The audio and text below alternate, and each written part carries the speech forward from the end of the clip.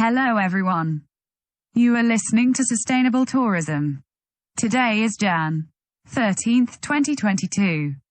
Today we look at a sustainable transformation case of a UNESCO Award-winning farming settlement and farm tourism in Hong Kong.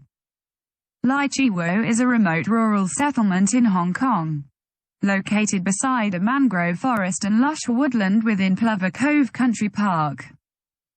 The history of Lai Chi Wo dates back to 400 years ago, before the Hakka people settled there. It was once a prosperous Hakka walled village in the northeastern part of New Territories. There were around 500 to 600 residents in the most prosperous period. Around 100 years ago, Lai Chi Wo village was a poor village.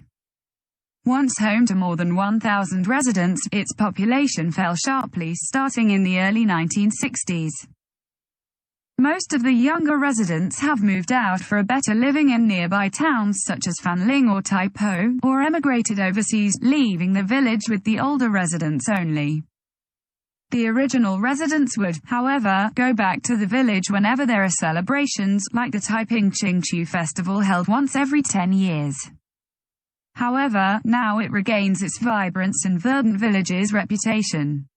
The rural revitalization was enhanced last year when it received the special recognition for sustainable development in the UNESCO Asia-Pacific Awards for Cultural Heritage Conservation.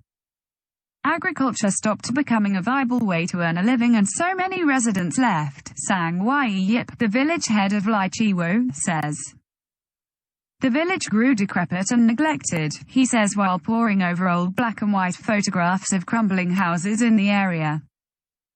In 2013, the University of Hong Kong's Centre for Civil Society and Governance, with support from the Hong Kong Bank Foundation, founded by HSBC, created a plan to revitalize Lai Chi Wo. The 9-year program aimed to restore the village through initiatives including agricultural rehabilitation, cultural reinvention and rural education. New and improved. As part of the program, Lai Chi Wo's current residents are trained in innovative farming practices such as agroforestry, a more efficient land use system. The village also uses biochar, a type of charcoal created from farm waste, which not only optimizes soil for growing organic produce but also helps to protect the area's biodiversity. The project helped to transform about 60,000 square meters of abandoned farmland, making Lai Chi Wo a model for eco-agriculture and community revitalization in Hong Kong. As the village became re-energized, farmers, artists and outdoors enthusiasts who prefer a rural, agricultural lifestyle started moving to Lai Chi Wo, Sang says. We call them the new settlers. Many of them grow agricultural produce such as winter melons, organic turmeric, ginger and other herbs, and, after the planting of more than 700 coffee bushes, even coffee beans. Sang hopes this year's big coffee harvest will establish Lai Chi Wo as Hong Kong's largest coffee plantation. Initially, Sang feared the village's evolution could lead to a clash between the settlers and original inhabitants.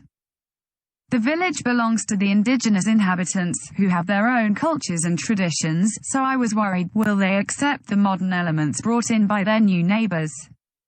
He says. However, his fears were unfounded and the original residents were welcoming and embraced the new scientific approach to farming, which includes the use of more environmentally friendly and organic methods for growing crops. They are learning from one another and are both benefiting, he says. UNESCO's recognition of the village's pioneering approach to rural sustainability, which helps to reduce greenhouse gas emissions, and cultural heritage conservation has delighted Sang. Lai Chi Wo is a testament that agricultural life is viable in Hong Kong, he says. The village has become a model for rural resurrection in Hong Kong. Though almost completely abandoned in the 1960s, it is quite lively now, thanks to the efforts of villagers and conservationists. The growing of rice and vegetables has resumed, pig and cow sheds have been restored, and shuttered village houses now function as education and research facilities, and eventually, holiday homes. Thank you for listening to Sustainable Tourism. Don't forget to subscribe and hit the like button if you like the information. Until next time.